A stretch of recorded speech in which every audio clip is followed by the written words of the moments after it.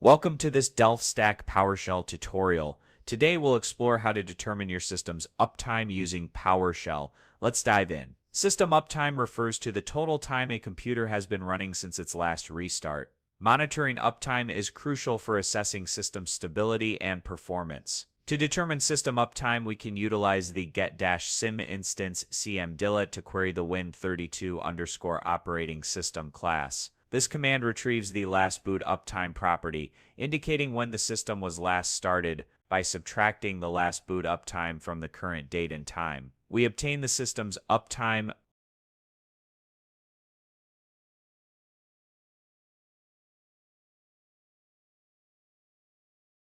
Alternatively, the systeminfo command provides comprehensive system details, including the last boot time. This command outputs the exact date and time when the system was last started. Another method involves using the net statistics command.